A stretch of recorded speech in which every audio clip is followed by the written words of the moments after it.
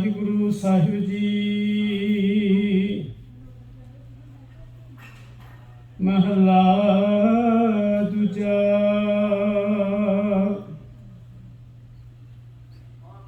ए जग सच्चे की है कोठड़ी,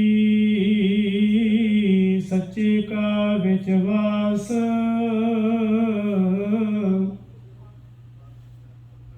एक ना हुक्म समाई लए, एक ना हुक्मे करे विनाश। एक ना भाणे कढ लए,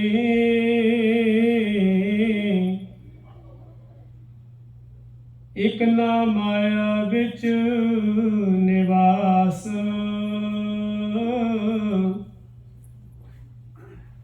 एव पियाख ना जापई, जे किसै आणी रास।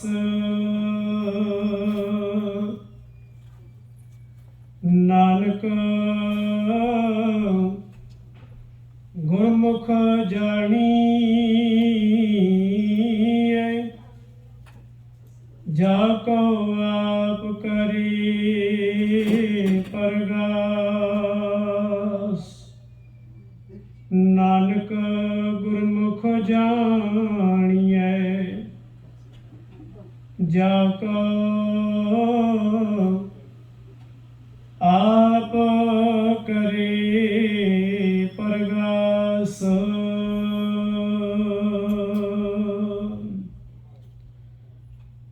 चबर छतर तख्त मालिक,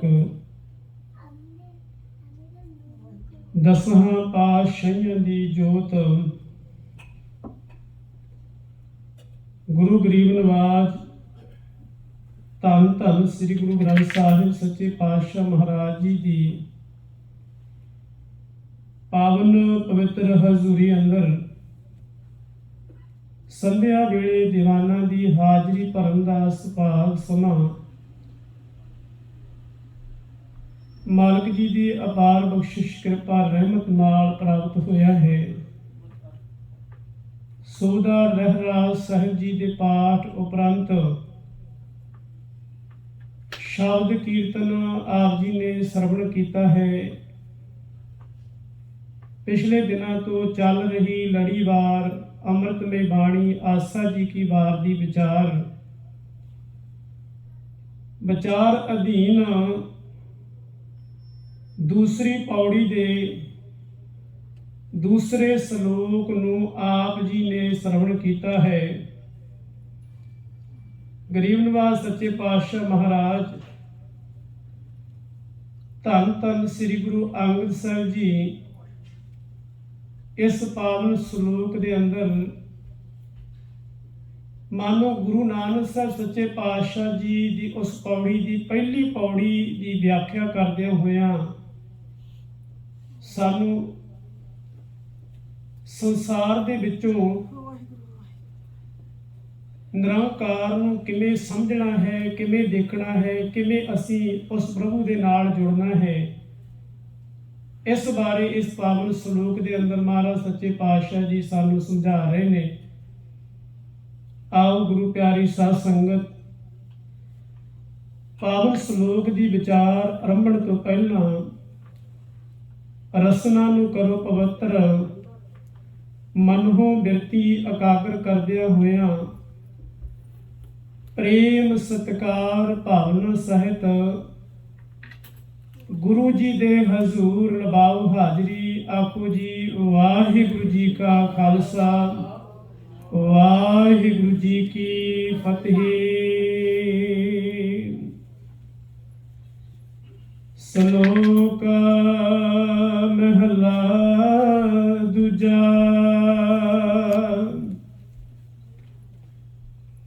ये जग सच्चे की है कोठड़ी, सच्चे का विचवास।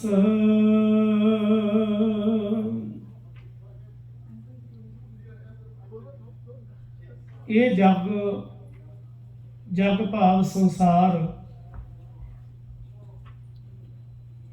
ਪਾਠ ਹੈ ਸੱਚੈ ਕੀ ਹੈ ਕੋਠੜੀ। ਪਹਿਲਾ ਪਾਠ ਹੈ ਸੱਚੈ ਦਲਾਵਾਂ ਦੇ ਨਾਲ, ਤੇ ਮੁੜ ਕੇ ਪਾਠ ਹੈ ਸੱਚੇ ਕਾ ਵਿਸ਼ਵਾਸ। ਪਹਿਲਾਂ ਸੱਚੈ ਕੀ ਹੈ ਕੋਠੜੀ, ਜਦੋਂ ਉਹਨੂੰ ਆਪਾਂ ਦੇਖ ਕੇ ਪੜਾਂਗੇ ਪਾਠ ਨੂੰ। ਕਈ ਵਾਰ ਅਸੀਂ ਜਿਹੜੀਆਂ ਦਲਾਵਾਂ ਨੇ ਉਹਨੂੰ ਲਾਂ ਵਿੱਚ ਪੜ੍ਹ ਜਾਂਦੇ ਹਾਂ, ਲਾਂ ਨੂੰ ਦਲਾਵਾਂ ਵਿੱਚ ਪੜ੍ਹ ਜਾਂਦੇ ਜ਼ਿਆਦਾਤਰ ਪਾਠੀ ਸਿੰਘ। ਇਹ ਜਗ ਸੱਚੇ ਕੀ ਹੈ ਕੋਠੜੀ, ਪਰ ਇੱਥੇ ਜਿਹੜਾ ਪਾਠ ਹੈ ਇਹ ਜਗ ਸੱਚੈ ਕੀ ਹੈ ਕੋਠੜੀ, ਦਲਾਵਾਂ ਦੇ ਨਾਲ ਹੈ। ਸੱਚੇ ਤੋਂ ਭਾਵ ਸੱਚ, ਨਿਰੰਕਾਰ ਪਰਮਾਤਮਾ। ਕੋਠੜੀ ਤੋਂ ਭਾਵ ਕੋਠਾ, ਰੂਮ ਆਪਾਂ ਕਹਿ ਲਈਏ, ਘਰ, ਟਿਕਾਣਾ, ਥਾਂ। ਮਹਾਰਾਜ ਕਹਿੰਦੇ ਗੁਰੂ ਅੰਗਦ ਸਾਹਿਬ ਜੀ, ਇਹ ਸੰਸਾਰ ਪਰਮਾਤਮਾ ਨੇ ਰਹਿਣ ਦੇ ਲਈ ਆਪਣੀ ਕੋਠੀ ਬਣਾਇਆ ਹੈ। ਆਪਾਂ ਵਿਚਾਰ ਕੀਤੀ ਸੀ, ਕੋਈ ਵੀ ਕਰਤਾ ਆਪਣੀ ਚੀਜ਼ ਬਣਾ ਕੇ ਛੱਡ ਦਿੰਦਾ, ਉਹਦੇ ਵਿੱਚ ਨਹੀਂ ਰਹਿੰਦਾ। ਪਰ ਪਰਮਾਤਮਾ ਐਸਾ ਹੈ, ਇਹਨੇ ਸੰਸਾਰ ਬਣਾਇਆ ਵੀ ਹੈ ਤੇ ਬਣਾ ਕੇ ਵਿੱਚ ਰਹਿ ਵੀ ਰਿਹਾ। ਪਹਿਲੀ ਪੌੜੀ ਹੀ ਗੁਰੂ ਨਾਨਕ ਸਾਹਿਬ ਸੱਚੇ ਪਾਤਸ਼ਾਹ ਮਹਾਰਾਜ ਦੀ ਸਾਰੀ ਆਸਾ ਕੀ ਵਾਰ ਦੀ ਵਿਆਖਿਆ ਕਰਦੀ ਹੈ। ਆਪੀ ਨੇ ਆਪ ਸਾਜਿਓ, ਆਪੀ ਨੇ ਰਚਿਓ ਨਾਮ, ਦੁਈ ਕੁਦਰਤ ਸਾਜੀਏ ਕਰ ਆਸਨ ਡਿਠੂ ਚਾਓ। ਦਾਤਾ ਕਰਤਾ ਆਪ ਤੂੰ ਤੁਸ ਦੇਵੇ ਕਰੇ ਪਸਾਓ। ਤੂੰ ਜਾਣੋਈ ਸਭ ਸੇ ਦੇ ਲੈਸੇ ਜਿੰਦ ਕਵਾਓ। ਕਰ ਆਸਣ ਡਿਠੂ ਚਾਓ। ਆਸਣ ਮੀਨ ਆਸਣ ਲਾ ਕੇ ਵਿੱਚ ਬੈਠ ਗਿਆ ਲੁਕਾਈ ਦੇ। ਦੁਨੀਆ ਨੂੰ ਬਣਾ ਕੇ ਛੱਡ ਨਹੀਂ ਦਿੱਤਾ ਮਹਾਰਾਜ ਨੇ, ਦੁਨੀਆ ਨੂੰ ਬਣਾ ਕੇ ਦੁਨੀਆ ਦੇ ਵਿੱਚ ਹੀ ਸਮਾ ਗਿਆ ਪਰਮਾਤਮਾ। ਹੁਣ ਦੁਨੀਆ ਦੇ ਵਿੱਚ ਕਿਵੇਂ ਅਸੀਂ ਰਹਿਣਾ ਹੈ, ਸਾਨੂੰ ਰਹਿਣ ਦਾ ਢੰਗ, ਸਲੀਕਾ ਤੇ ਜਾਚ ਸਿਖਾਉਂਦੇ ਆ ਮਹਾਰਾਜ ਸੱਚੇ ਪਾਤਸ਼ਾਹ। ਕਹਿੰਦੇ ਕਿਤੇ ਬਾਹਰ ਉਸ ਪਰਮਾਤਮਾ ਨੂੰ ਲੱਭਣ ਵਾਸਤੇ ਨਾ ਤੁਰ ਪਈ। ਗੁਰੂ ਤੇਗ ਬਹਾਦਰ ਸਾਹਿਬ ਜੀ ਮਹਾਰਾਜ ਕਹਿੰਦੇ ਰੱਬ ਨੂੰ ਪਾਉਣ ਦੇ ਲਈ ਕਿਤੇ ਤੂੰ ਜੰਗਲਾਂ 'ਚ ਚਲਿਆ ਜਾਏ, ਕਿਤੇ ਪਹਾੜਾਂ ਤੇ ਚੜ ਜਾਏ, ਕਿਤੇ ਗੁਫਾਵਾਂ 'ਚ ਵੜ ਜਾਏ, ਐਸਾ ਕੰਮ ਭੁੱਲ ਕੇ ਨਾ ਕਰੇ। ਕਾਹੇ ਰੇ ਮਹਾਰਾਜ ਸੱਚੇ ਪਾਤਸ਼ਾਹ ਕਹਿੰਦੇ ਬਨ ਖੋਜਣ ਜਾਈ। ਜੰਗਲਾਂ ਦੇ ਵਿੱਚ ਖੋਜਣ ਨਾ ਤੁਰ ਪਈ ਪਰਮਾਤਮਾ। ਇਹ ਜਗ ਸੱਚੇ ਕੀ ਹੈ ਕੋਠੜੀ, ਸੱਚੇ ਪਰਮਾਤਮਾ ਦੀ ਇਹ ਕੋਠੀ ਸੰਸਾਰ। ਇੱਥੇ ਰਹਿੰਦਾ ਹੈ ਉਹ ਪਰਮਾਤਮਾ, ਕਿਤੇ ਜੰਗਲਾਂ ਦੇ ਵਿੱਚ ਨਹੀਂ ਰਹਿੰਦਾ, ਕਿਤੇ ਪਹਾੜਾਂ ਤੇ ਨਹੀਂ ਰਹਿੰਦਾ ਉਹ ਪਰਮਾਤਮਾ। ਕਾਹੇ ਰੇ ਬਨ ਖੋਜਣ ਜਾਈ, ਸਰਬ ਨਿਵਾਸੀ ਸਦਾ ਅਲੇਪਾ। ਤੋਹੀ ਸੰਗ ਸੁਨਾਈ। ਸਰਬ ਨਿਵਾਸੀ, ਸਾਰਿਆਂ ਵਿੱਚ ਉਹਦਾ ਨਿਵਾਸ ਹੈ। ਇਹ ਜਗ ਸੱਚਾ ਕੀ ਹੈ ਕੋਠੜੀ, ਪਰਮਾਤਮਾ ਸੱਚੇ ਦੀ ਕੋਠੀ ਹੈ। ਸਾਰਿਆਂ ਦੇ ਵਿੱਚ ਉਹਦਾ ਸਾਡਾ ਨਿਵਾਸ, ਪਰਮਾਤਮਾ ਸਾਡੇ ਵਿੱਚ ਵੀ ਹੈ। ਤੋਹੀ ਸੰਗ ਸੁਨਾਈ। ਸਰਬ ਨਿਵਾਸੀ ਸਦਾ ਅਲੇਪਾ ਹੈ, ਸਾਡੇ ਵਿੱਚ ਹੈ, ਪਰ ਉਹ ਨਿਰਲੇਪ ਹੈ। ਮੋਹ ਮਾਇਆ ਦੀ ਕਾਲਖ ਤੋਂ ਰਹਿਤ ਹੈ। ਤੋਹੀ ਸੰਗ ਸਮਾਈ, ਤੇਰੇ ਵਿੱਚ ਵੀ ਉਹ ਬੈਠਾ ਹੈ। ਮਹਾਰਾਜ ਸੱਚੇ ਪਾਤਸ਼ਾਹ ਕਹਿੰਦੇ ਪਹੁਪ ਮਦ ਜੋ ਬਾਸ ਵਸਤ ਹੈ। ਪਹੁਪ ਕਹਿੰਦੇ ਨੇ ਫੁੱਲ ਨੂੰ। ਗੁਰੂ ਤੇਗ ਬਹਾਦਰ ਸਾਹਿਬ ਮਹਾਰਾਜ ਕਹਿੰਦੇ ਜਿਵੇਂ ਫੁੱਲ ਦੇ ਵਿੱਚ ਸੁਗੰਧੀ ਹੈ ਤੇ ਸੁਗੰਧੀ ਨੂੰ ਵੇਖਿਆ ਨਹੀਂ ਜਾ ਸਕਦਾ, ਸੁਗੰਧੀ ਨੂੰ ਮਹਿਸੂਸ ਕੀਤਾ ਜਾ ਸਕਦਾ ਹੈ। ਕੋਈ ਅਗਰਬੱਤੀ ਲਾ ਦੇਵੇ, ਕੋਈ ਸੈਂਟ ਨੂੰ ਛਿੜਕ ਦੇਵੇ, ਤੇ ਜਿਹੜਾ ਸੈਂਟ ਹੈ ਉਹ ਜਦੋਂ ਆਪਾਂ ਪ੍ਰੈਸ਼ਰ ਦੇ ਨਾਲ ਸੈਂਟ ਨੂੰ ਛਿੜਕਦੇ ਹਾਂ, ਛਿੜਕਿਆ ਗਿਆ, ਸਾਨੂੰ ਨਹੀਂ ਪਤਾ ਵੀ ਇੱਥੇ ਸੈਂਟ ਜਿਹੜਾ ਛਿੜਕਿਆ ਕਿਸੇ ਨੇ ਸੈਂਟ ਲਾਇਆ, ਅਤਰ ਲਾਇਆ, ਖੁਸ਼ਬੂ ਲਾਈ ਹੈ। ਜਦੋਂ ਉਹ ਲੰਘਦਾ ਉਹਦੀ ਖੁਸ਼ਬੂ ਮਹਿਸੂਸ ਹੁੰਦੀ ਹੈ। ਉਸੇ ਤਰ੍ਹਾਂ ਪ੍ਰਮਾਤਮਾ ਜਿਹੜਾ ਹੈ ਸੰਸਾਰ ਦੇ ਵਿੱਚ ਹੈ, ਪਰ ਉਹ ਨਿਰੰਕਾਰ ਹੈ, ਨਿਰਆਕਾਰ, ਆਕਾਰ ਤੋਂ ਰਹਿਤ। ਜਿਹੜਾ ਵੇਖਿਆ ਨਹੀਂ ਜਾ ਸਕਦਾ ਉਹਨੂੰ ਮਹਿਸੂਸ ਕੀਤਾ ਜਾ ਸਕਦਾ ਹੈ। ਤਾਨੀ ਮਹਾਰਾਜ ਨੇ ਉਦਾਹਰਣੀ ਇਹ ਲਈ ਹੈ ਕਿ ਫੁੱਲ ਦੇ ਵਿੱਚ ਸੁਗੰਧੀ, ਸੁਗੰਧੀ ਨੂੰ ਵੇਖਿਆ ਨਹੀਂ ਜਾ ਸਕਦਾ, ਦਰਦ ਨੂੰ ਵੇਖਿਆ ਨਹੀਂ ਜਾ ਸਕਦਾ। ਲਾਈਟ ਜਿਹੜੀ ਹੈ ਉਹ ਮਹਿਸੂਸ ਕੀਤੀ ਜਾ ਸਕਦੀ, ਤਾਰਾਂ ਵਿੱਚ ਚੱਲਦੀ ਜਿਹੜੀ ਹੈ ਉਹਨੂੰ ਅੱਖਾਂ ਨਾਲ ਨਹੀਂ ਵੇਖ ਸਕਦੇ। ਉਵੇਂ ਹੀ ਪਹੁਪ ਮੱਧ ਜੋ ਬਾਸ ਵਸਤ ਹੈ। ਪਹੁਪ ਮੀਨਜ ਫੁੱਲ, ਬਾਸ ਮੈਨੇ ਸੁਗੰਧੀ। ਜਿਵੇਂ ਸੁਗੰਧੀ ਫੁੱਲ ਦੇ ਵਿੱਚ ਹੈ, ਤੇ ਜਦੋਂ ਸੁਗੰਧੀ ਨੂੰ ਅਸੀਂ ਦੇਖਦੇ ਹਾਂ, ਫੁੱਲ ਨੂੰ ਨੇੜੇ ਨੱਕ ਕਰਦੇ ਹਾਂ, ਨੱਕ ਦੇ ਨੇੜੇ ਲਾਉਂਦੇ ਹਾਂ, ਉਹਦੇ ਵਿੱਚੋਂ ਸਾਨੂੰ ਸੁਗੰਧੀ ਮਹਿਸੂਸ ਹੁੰਦੀ ਹੈ। ਮੁਕਰ ਮਾਹੀ ਜੈਸੇ ਸ਼ਾਈ। ਮੁਕਰ ਕਹਿੰਦੇ ਹੈ ਸ਼ੀਸ਼ੇ ਨੂੰ, ਸ਼ਾਈ ਮੀਨਜ ਅਕਸ਼। ਜਿਵੇਂ ਸ਼ੀਸ਼ੇ ਵਿੱਚ ਅਸੀਂ ਵੇਖਦੇ ਹਾਂ ਤੇ ਸਾਡਾ ਅਕਸ਼ ਜਿਹੜਾ ਸਾਨੂੰ ਦਿਖਾਈ ਦੇ ਜਾਂਦਾ ਹੈ, ਤੈਸੇ ਹੀ ਹਰ ਬਸੈ ਨਿਰੰਤਰ ਘਟ ਹੀ ਖੋਜੋ ਭਾਈ। ਘਟ ਕਹਿੰਦੇ ਹਿਰਦੇ ਨੂੰ। ਕਹਿੰਦੇ ਇਸੇ ਤਰ੍ਹਾਂ ਨਿਰੰਤਰ ਲਗਾਤਾਰ ਪ੍ਰਮਾਤਮਾ ਜੀ ਉਹ ਨਹੀਂ ਜੀ ਹੁਣੇ ਇੱਥੇ ਸੀ ਹੁਣੇ ਨਹੀਂ। ਜੇ ਫੁੱਲ 'ਚ ਸੁਗੰਧੀ ਹੈ, ਜਿਵੇਂ ਮੁਕਰ ਦੇ ਵਿੱਚ ਸਾਡਾ ਛਾਇਆ ਹੈ, ਉਵੇਂ ਪਰਮਾਤਮਾ ਨਿਰੰਤਰ ਲਗਾਤਾਰ ਦੁਨੀਆ ਵਿੱਚ ਸਮਾਇਆ ਹੋਇਆ ਹੈ। ਗਰੀਬ ਨਵਾਜ਼ ਸੱਚੇ ਪਾਤਸ਼ਾਹ ਬਾਬਾ ਫਰੀਦ ਜੀ ਕਹਿੰਦੇ ਹੈ, ਫਰੀਦਾ ਜੰਗਲ ਜੰਗਲ ਕਿਆ ਭਵੇਂ, ਬਣ ਕੰਡਾ ਮੂੜੇ, ਬਸੀ ਰੱਬ ਹਿਆਲੀਏ ਜੰਗਲ ਕਿਆ ਢੂੰਡੇ। ਕਹਿੰਦੇ ਕੰਡੇ ਨਾ ਮਿੱਧਦਾ ਪਰੀ। ਫਰੀਦਾ ਜੰਗਲ ਜੰਗਲ ਕਿਆ ਭਵੇਂ, ਜੰਗਲਾਂ ਵਿੱਚ ਕੰਡੇ ਨਾ ਮਿੱਧਦਾ ਰਹੀ। ਬਣ ਕੰਡਾ ਮੂੜੇ, ਬਣ ਜੰਗਲ ਕੰਡਾ ਉਹ ਮੁੜ ਜਾਣ ਤੇਰੇ ਪੈਰਾਂ 'ਚ ਵੱਜ ਵੱਜ ਕੇ। ਵਸੀ ਰੱਬ ਹਿਆਲੀਏ, ਹਿਆਲੀਏ ਹਿਰਦਾ, ਤੇਰੇ ਹਿਰਦੇ ਦੇ ਵਿੱਚੋਂ ਪ੍ਰਮਾਤਮਾ ਵੱਸਦਾ। ਜੰਗਲ ਕਿਆ ਢੂੰਡੇ, ਜੋਗ ਨਾ ਭਗਵੀ ਕੱਪੜੀ, ਜੋਗ ਨਾ ਮੈਲੇ ਵੇਸ, ਨਾਨਕ ਘਰ ਬੈਠਿਆਂ ਜੋਗ ਪਾਈਏ ਸਤਿਗੁਰ ਕੈ ਉਪਦੇਸ਼। ਬਾਬਾ ਫਰੀਦ ਜੀ ਇੱਕ ਸ਼ਲੋਕ ਵਿੱਚ ਕਹਿੰਦੇ ਹੈ, ਫਰੀਦਾ ਖਾਲਕ ਖਲਕ ਮੈਂ। ਖਾਲਕ ਕਹਿੰਦੇ ਆ ਪੈਦਾ ਕਰਨ ਵਾਲਾ, ਭਗਵਾਨ ਪ੍ਰਮਾਤਮਾ ਰੱਬ ਜਿਹੜਾ ਖਲਕਤ ਨੂੰ ਪੈਦਾ ਕਰਦਾ, ਲੁਕਾਈ ਨੂੰ ਪੈਦਾ ਕਰਦਾ। ਫਰੀਦਾ ਖਾਲਕ ਖਲਕ ਮੈਂ, ਖਲਕ ਵਸੈ ਰੱਬ ਮਾਹੇ, ਮੰਦਾ ਕਿਸ ਨੂੰ ਆਖੀਏ ਜਾਂ ਤਿਸ ਬਿਨ ਦੂਸਰ ਨਾਹੀਂ।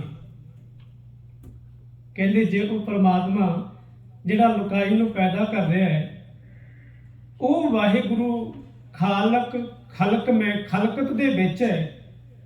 ਖਲਕ ਵਸਿਆ ਰੱਬ ਮਾਹੀ, ਇਹ ਜਿਹੜੀ ਖਲਕਤ ਹੈ ਉਹ ਰੱਬ ਦੇ ਵਿੱਚ ਸਮਾਈ ਹੋਈ ਹੈ, ਰੱਬ ਖਲਕਤ ਦੇ ਵਿੱਚ ਸਮਾਇਆ ਹੋਇਆ। ਖਾਲਕ ਖਲਕ ਦੇ ਵਿੱਚ ਸਮਾਇਆ ਹੋਇਆ ਹੈ ਤੇ ਖਲਕ ਖਾਲਕ ਦੇ ਵਿੱਚ ਸਮਾਈ ਹੋਈ ਹੈ। ਭਾਵ ਅਭੇਦ ਨੇ ਆਸ ਦੇ ਵਿੱਚ। ਦੁਨੀਆ ਸੰਸਾਰ ਦੇ ਵਿੱਚ ਨਿਰੰਕਾਰ ਹੈ ਤੇ ਨਿਰੰਕਾਰ ਸੰਸਾਰ ਦੇ ਵਿੱਚ ਸਮਾਇਆ ਹੋਇਆ ਹੈ।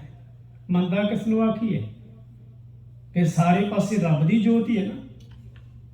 ਗੁਰੂ ਨਾਨਕ ਸਾਹਿਬ ਜੀ ਨੇ ਕਿਹਾ ਸੀ ਨਾ, ਜਗਨਨਾਥਪੁਰੀ ਦੇ ਪੰਡਤਾਂ ਨੂੰ, ਕਿ ਉਹ ਵੱਖਰਾ ਪ੍ਰਮਾਤਮਾ ਜਗਤ ਦਾ ਨਾਥ ਜਿਹਨੂੰ ਤੁਸੀਂ ਕਹਿੰਦੇ, ਉਹ ਮੂਰਤੀ ਦੇ ਵਿੱਚ ਸਮਾਇਆ ਨਹੀਂ, ਕੱਲੀ ਮੂਰਤੀ ਦੇ ਵਿੱਚ ਉਹ ਸਮਾਇਆ ਹੋਏ। ਜਗਤ ਸੰਸਾਰ ਉਹਦੇ ਸੰਸਾਰ ਦਾ ਨਾਥ ਹੈ, ਨੱਥਣ ਵਾਲਾ ਸੰਸਾਰ ਵਿੱਚ ਸਮਾਇਆ ਹੋਇਆ। ਇਸ ਲਈ ਇਹ ਆਰਤੀ ਨਹੀਂ ਜਿਹੜੀ ਤੁਸੀਂ ਦੀਵੇ ਜਗਾ ਕੇ ਉਹਦੀ ਕਰ ਲਓ ਜੀ, ਆਰਤੀ ਤੇ ਆਪਣੇ ਆਪ ਹੋ ਰਹੀ ਹੈ। ਗਗਨ ਮੈਂ ਥਾਲ ਰਵ ਚੰਦ ਦੀਪਕ ਬਣੇ ਵਾਲਾ ਸ਼ਬਦ ਆਪਾਂ ਪੜ੍ਹਦੇ ਹਾਂ। ਤਾਰਕਾ ਮੰਡਲ ਜਨਕ ਮੋਤੀ, ਧੂਪ ਮਲਿਆਣ ਲੋ ਪਵਨ ਚਵਰੋ, ਕਰੇ ਸਗਲ ਬਨ ਰਾਏ ਫੂਲੰਤ ਜੋਤੀ। ਕੈਸੀ ਆਰਤੀ ਹੋਏ ਭਵ ਖੰਡਨਾ ਤੇਰੀ ਆਰਤੀ, ਅਨਹਤ ਸ਼ਬਦ ਬਾਜੰਤ ਭੇਰੀ। ਤੇ ਮਹਾਰਾਜ ਸੱਚੇ ਪਾਤਸ਼ਾਹ ਕਹਿੰਦੇ ਉਹਦੀਆਂ ਸਾਰੇ ਸੰਸਾਰ ਦੀਆਂ ਅੱਖਾਂ ਉਹਦੀਆਂ ਨੇ, ਸਹਿਸਤਵ ਨੈਣ ਉਹਦੇ ਪ੍ਰਮਾਤਮਾ ਦੇ ਹਜ਼ਾਰਾਂ ਨੈਣ ਨੇ, ਪਰ ਉਹਦਾ ਆਪਣਾ ਕੋਈ ਵੀ ਨੈਣ ਨਹੀਂ, ਉਹਦੀ ਆਪਣੀ ਕੋਈ ਅੱਖ ਨਹੀਂ।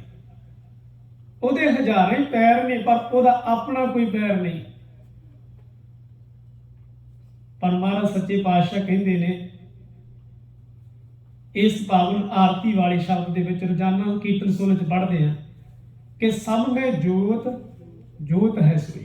ਜਿਹੜੀ ਅੱਜ ਦੀ ਵਿਚਾਰ ਹੈ, ਇਹ ਜਗ ਸੱਚੇ ਕੀ ਹੈ ਕੋਠੜੀ, ਪਰਮਾਤਮਾ ਦੀ ਜੋਤ ਸਾਰਿਆਂ ਵਿੱਚ ਹੈ।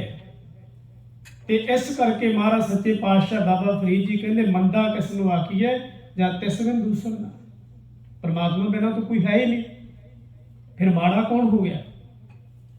ਜੇ ਕੋਈ ਮਾੜਾ ਅਸੀਂ ਸਮਝਦੇ ਕਿਉਂਕਿ ਅਸੀਂ ਆਪ ਮਾੜੇ ਹਾਂ, ਤਾਂ ਦੂਸਰਾ ਮਾੜਾ। ਜੇ ਇਹ ਪਰਮਾਤਮਾ ਦੇ ਇਹ ਨਿਜ਼ਮ ਨੂੰ ਸਮਝ ਗਏ ਕਿ ਸੰਸਾਰ ਵਿੱਚ ਨਿਰੰਕਾਰ ਹੈ, ਫਿਰ ਉਹ ਸਾਰਿਆਂ ਵਿੱਚ ਸਮਾਇਆ ਹੋਇਆ ਹੈ ਤੇ ਉਹ ਸੱਚੇ ਦੀ ਜੋਤ ਬੰਦਾ ਦੇਖਦਾ, ਪਰਮਾਤਮਾ ਨੂੰ ਵੇਖਦਾ ਹੈ। ਸਭ ਮੈਂ ਜੋਤ, ਜੋਤ ਹੈ ਸੋਏ ਤਿਸ ਦਾ ਚਾਨਣ, ਸਭ ਮੈਂ ਚਾਨਣ ਹੋਏ ਪਰ ਗੁਰ ਸਾਖੀ ਜੋਤ ਪ੍ਰਗਟ ਹੋਏ। ਗੁਰੂ ਦੀ ਸਿੱਖਿਆ ਨਾਲ ਉਹ ਜੋਤ ਦਾ ਪਤਾ ਲੱਗੇਗਾ ਕਿ ਪ੍ਰਮਾਤਮਾ ਦੀ ਜੋਤ ਜਿਹੜੀ ਉਹ ਬੈਰੀ ਦੇ ਵਿੱਚ ਵੀ ਸਮਾਈ ਹੋਈ ਹੈ। ਭਾਈ ਕਨ੍ਹਈਆ ਵਰਗਿਆਂ ਦੀ ਬਿਰਤੀ ਜਾਗੇਗੀ।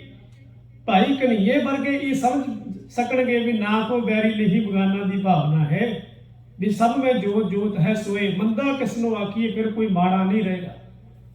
ਫਿਰ ਤੇ ਭਗਤ ਕਬੀਰ ਜੀ ਵਰਗੇ ਜੇ ਕੋਈ ਮਾੜਾ ਵੀ ਹੈ ਉਹਦੇ ਵਿੱਚੋਂ ਪ੍ਰਮਾਤਮਾ ਦੀ ਜੋਤ ਨੂੰ ਵੇਖ ਕੇ ਕਹਿਣਗੇ, ਕਬੀਰ ਸਭ ਤੇ ਹਮ ਗੁਰੇ, ਹਮ ਤਜ ਭਲੋ ਸਭ ਕੋਏ, ਜਿਨ ਐਸਾ ਕਰ ਬੂਝਿਆ ਮੀਤ ਹਮਾਰਾ ਸੋਏ। ਭਗਤ ਪੀਪਾ ਜੀ ਕਹਿੰਦੇ ਦੁਨੀਆ ਦੇ ਲੋਕੋ, ਕਹਿੰਦੇ ਦਿਵਾਲਿਆਂ ਦੇ ਵਿੱਚ ਦੇਵ ਆਲਿਆ, ਜਿੱਥੇ ਦੇਵਤਿਆਂ ਦੀ ਪੂਜਾ ਹੁੰਦੀ। ਆਲਿਆ ਮੀਨਜ਼ ਘਰ, ਦੇਵ ਮੈਨੇ ਦੇਵਤੇ ਦਾ ਘਰ, ਮੰਦਰ ਨੂੰ ਦਿਵਾਲਿਆ ਕਿਹਾ ਜਾਂਦਾ ਹੈ। ਜਿਵੇਂ ਹਿੰਦੀ ਦਾ ਸ਼ਬਦ ਹੈ ਸ਼ੌਚਾਲਿਆ, ਗੁਸਲਖਾਨੇ ਨੂੰ, ਵਾਸ਼ਰੂਮ ਨੂੰ ਕਹਿੰਦੇ ਸ਼ੌਚਾਲਿਆ, ਸੁੱਚਮਤਾ ਦਾ ਘਰ, ਜਿੱਥੇ ਸੁੱਚਾ ਹੋਣ ਵਾਸਤੇ ਬੰਦਾ ਆਪਣਾ ਕਿਰਿਆ ਸਾਧਨ ਵਾਸਤੇ ਇਸ਼ਨਾਨ ਕਰਦਾ, ਨਹਾਉਂਦਾ ਹੈ। ਸੁੱਚਮਤਾ ਦੇ ਨਾਲ ਉਹ ਆਪਣੇ ਆਪ ਨੂੰ ਸਾਧਨਾ, ਆਪਣੀ ਕਿਰਿਆ ਕਰਦਾ ਹੈ, ਭਾਵ ਇਸ਼ਨਾਨ ਕਰਦਾ ਹੈ, ਉਹਨੂੰ ਕਹਿੰਦੇ ਸ਼ੌਚਾਲਿਆ।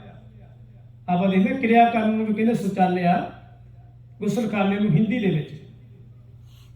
ਉਸੇ ਤਰ੍ਹਾਂ ਜਿਵੇਂ ਸ਼ਿਵ ਜੀ ਦਾ ਮੰਦਿਰ ਹੋਵੇ ਉਹਨੂੰ ਕਹਿੰਦੇ ਸ਼ਿਵ ਦਵਾਲਾ। ਦਵਾਲਾ ਮੀਨਜ਼ ਘਰ। ਭਗਤ ਪੀਪਾ ਜੀ ਦੇ ਬੜੇ ਪਿਆਰੇ ਬਚਨ ਨੇ, ਉਹ ਕਹਿੰਦੇ ਕਾਇਓ ਦੇਵਾ ਕਾਇਓ ਦੇਵਲ, ਕਾਇਓ ਜੰਗਮ ਜਾਤੀ, ਕਾਇਓ ਧੂਪ ਦੀਪ ਨੇ ਵੇਦਾ, ਕਾਹੇ ਪੂਜੋ ਪਾਤੀ, ਕਾਇਓ ਪੂਜੋ ਪਾਤੀ। ਕਹਿੰਦੇ ਮੇਰੇ ਲਈ ਦੁਨੀਆ ਦੇ ਲੋਕ ਤੇ ਦੇਵਤਿਆਂ ਦੀ ਪੂਜਾ ਕਰਦੇ ਆ। ਕਹਿੰਦੇ ਮੇਰਾ ਸਰੀਰ ਜਿਹੜਾ ਨਾ, ਭਗਤ ਪੀਪਾ ਜੀ ਕਹਿੰਦੇ ਕਾਇਓ ਦੇਵਾ, ਇਹਦੇ ਵਿੱਚ ਦੇਵਤਾ ਪਰਮਾਤਮਾ ਵਸ ਰਿਹਾ ਹੈ। ਕਾਇਓ ਦੇਵਲ, ਇਹ ਮੇਰਾ ਸਰੀਰ ਹੀ ਮੰਦਰ ਹੈ ਤੇ ਇਹਦੇ ਵਿੱਚ ਹੀ ਪਰਮਾਤਮਾ ਦੀ ਮੈਂ ਪੂਜਾ ਕਰ ਰਿਹਾ। ਕਾਇਓ ਦੇਵਾ, ਕਾਇਓ ਦੇਵਲ, ਕਾਇਓ ਜੰਗਮ। ਜੰਗਮ ਤੁਹਾਨੂੰ ਪਤਾ ਹੋਏਗਾ, ਪਿੰਡਾਂ ਦੇ ਵਿੱਚ, ਸ਼ਹਿਰਾਂ 'ਚ ਤੁਸੀਂ ਦੇਖਿਆ ਜਿਹੜੇ ਸ਼ਿਵ ਜੀ ਦੇ ਭਗਤ ਨੇ ਨਾ, ਉਹ ਆਪਣੇ ਸਿਰ ਦੇ ਉੱਤੇ ਬੂਝਾ ਜਿਹਾ ਲਾ ਲੈਂਦੇ ਆ, ਹੱਥ ਵਿੱਚ ਟੱਲੀ ਜੀ ਫੜ ਲੈਂਦੇ ਆ, ਜਿਹੜੇ ਮੰਗਦੇ ਆ, ਠਣ ਠਣ ਗੋਪਾਲ ਕਰਕੇ ਮੰਗਦੇ ਨੇ, ਟੱਲੀ ਜੀ ਖੜਕਾ ਕੇ, ਉਹਨੂੰ ਕਹਿੰਦੇ ਜੰਗਮ। ਕਾਇਓ ਜੰਗਮ ਜਾਤੀ, ਕਹਿੰਦੇ ਮੇਰਾ ਸਰੀਰ ਹੀ ਉਹ ਜੰਗਮ ਹੈ ਜਿਹੜਾ ਭਗਤੀ ਕਰਦਾ, ਪੂਜਾ ਕਰਦਾ, ਆਰਾਧਨਾ ਕਰਦਾ। ਤੇ ਕਾਇਓ ਮੇਰਾ ਸਰੀਰ ਹੀ ਯਾਤਰੀ ਹੈ, ਭਾਵ ਜਿਹੜਾ ਯਾਤਰਾ ਤੇ। ਕਾਇਓ ਧੂਪ ਦੀਪ ਨਹੀਂ ਵੇਦਾ, ਸਮੱਗਰੀ ਜਿਹੜੀ ਨਹੀਂ ਵੇਦੇ ਤੋਂ ਭਾਵ ਸਮੱਗਰੀ ਪੂਜਾ ਕਰਨ ਵਾਲੀ ਉਹ ਮੇਰਾ ਸਰੀਰ ਹੈ। ਧੂਪ ਜਿਹੜੀ ਸੁਗੰਧੀ ਵਾਸਤੇ ਧੂਪ ਹੈ ਉਹ ਵੀ, ਤੇ ਜਿਹੜੇ ਦੀਵੇ ਜਗਾਉਣੇ ਆ ਪੰਡਤ, ਤੂੰ ਦੀਵੇ ਜਗਾ ਕੇ ਆਰਤੀ ਕਰਦੇ ਆ, ਉਹ ਮੇਰਾ ਸਰੀਰ, ਉਹਦੇ ਵਿੱਚ ਪੂਜਾ ਆਪਣੇ ਆਪ ਹੀ ਹੋ ਰਹੀ ਹੈ। ਪੂਜਾ ਕੀਚੈ ਨਾਮ ਧਿਆਈਐ। ਮਹਾਰਾਜ ਸੱਚੇ ਪਾਤਸ਼ਾਹ ਭਗਤ ਬਾਣੀ 'ਚ ਸ਼ਬਦ ਪੜ੍ਹਦੇ ਆ। ਮਹਾਰਾਜ ਸੱਚੇ ਪਾਤਸ਼ਾਹ ਗੁਰੂ ਨਾਨਕ ਸਾਹਿਬ ਜੀ ਨੇ ਵੀ ਕਿਹਾ, ਤੇਰਾ ਨਾਮ ਕਰੀ ਚਰਨਾਠੀਆ, ਜੇ ਮਨ ਉਰਸਾ ਹੋਏ, ਕਰਨੀ ਕੰਗੂ ਜੇ ਰਲੇ, ਘਟ ਅੰਤਰ ਪੂਜਾ ਹੋਏ। ਪੂਜਾ ਕੀਚੈ ਨਾਮ ਧਿਆਈਏ, ਬਿਨ ਨਾਵੇ ਪੂਜ ਨਾ ਹੋਏ। ਪਰਮਾਤਮਾ ਦੀ ਪੂਜਾ ਨਹੀਂ ਹੋ ਸਕਦੀ ਉਸ ਮਾਲਕ ਦੀ ਕਿਰਪਾ ਤੋਂ ਬਿਨਾਂ। ਮੈਂ ਇੱਕ ਹੋਰ ਬੇਨਤੀ ਕਰਦਿਆਂ, ਮਹਾਰਾਜ ਕਹਿੰਦੇ ਇਹ ਜਗ ਸੱਚੇ ਕੀ ਹੈ ਕੋਠੜੀ, ਸੱਚੇ ਕਾ ਵਿੱਚ ਵਾਸ। ਪਰਮਾਤਮਾ ਨੇ ਟਿਕਾਣਾ ਬਣਾਇਆ ਸੰਸਾਰ। ਗੁਰੂ ਅਰਜਨ ਸਾਹਿਬ ਮਹਾਰਾਜ ਸੱਚੇ ਪਾਤਸ਼ਾਹ ਨੇ ਕੰਨਾਂ ਨਾਲ ਸੁਣਿਆ। ਕੀ ਸੁਣਿਆ? ਲਾਹੌਰ ਦੇ ਵਿੱਚ ਕਾਲ ਪੈ ਗਿਆ। ਜਿਵੇਂ ਆਪਾਂ ਸੁਣਦੇ ਆ ਨਾ ਵੀ COVID-19 ਕਰਕੇ ਦੁਨੀਆ ਭੁੱਖ ਨਾਲ ਮਰ ਰਹੀ ਹੈ, ਤੇ ਸਿੱਖਾਂ ਨੇ ਉਹਨਾਂ ਭੁੱਖ ਨਾਲ ਮਰਦੇ ਹੋਏ ਲੋਕਾਂ ਦੀ ਹੈਲਪ ਕੀਤੀ, ਮਦਦ ਕੀਤੀ। ਸਿੱਖ ਦਾ ਕਰਮ ਹੀ ਹੈ ਕਿਰਤ ਕਰੋ, ਨਾਮ ਜਪੋ ਤੇ ਵੰਡ ਕੇ ਛਕੋ। ਇਹ ਗੁਰੂ ਸਾਹਿਬ ਜੀ ਨੇ ਸਾਨੂੰ ਸਿਧਾਂਤ ਦਿੱਤਾ। ਗੁਰੂ ਸਾਹਿਬ ਜੀ ਨੇ ਸੁਣਿਆ, ਲਾਹੌਰ 'ਚ ਕਾਲ ਪੈ ਗਿਆ, ਲੋਕ ਭੁੱਖ ਨਾਲ ਮਰ ਰਹੇ ਨੇ, ਤੜਪ ਰਹੇ ਨੇ ਬਿਮਾਰੀਆਂ ਦੇ ਨਾਲ। ਜਿਵੇਂ ਗੁਰੂ ਹਰਕ੍ਰਿਸ਼ਨ ਸਾਹਿਬ ਮਹਾਰਾਜ ਨੇ ਦਿੱਲੀ ਦੇ ਵਿੱਚ ਚੇਚਕ ਦੀ ਬਿਮਾਰੀ ਨਾਲ ਜੂਝਦੇ ਹੋਏ ਲੋਕਾਂ ਦਾ ਇਲਾਜ ਕੀਤਾ ਤੇ ਮਹਾਰਾਜ ਸੱਚੇ ਪਾਤਸ਼ਾਹ ਨੇ ਉਹਨਾਂ ਦੁਖੀਆਂ ਦੇ ਦੁੱਖਾਂ ਨੂੰ ਹਰਿਆ ਤੇ ਆਪ ਮਹਾਰਾਜ ਸੱਚੇ ਪਾਤਸ਼ਾਹ ਉਹਨਾਂ ਦੇ ਦੁੱਖ ਲੈ ਕੇ ਦੁਨੀਆ ਤੋਂ ਰੁਖਸਤ ਹੋਏ 8 ਸਾਲਾਂ ਦੀ ਉਮਰ ਦੇ ਵਿੱਚ, ਕਿਉਂਕਿ ਉਹਨਾਂ ਦੁਖੀਆਂ ਦੀ ਸੇਵਾ ਦੇ ਵਿੱਚ ਜੁਟ ਕੇ ਉਹਨਾਂ ਦੀ ਸੇਵਾ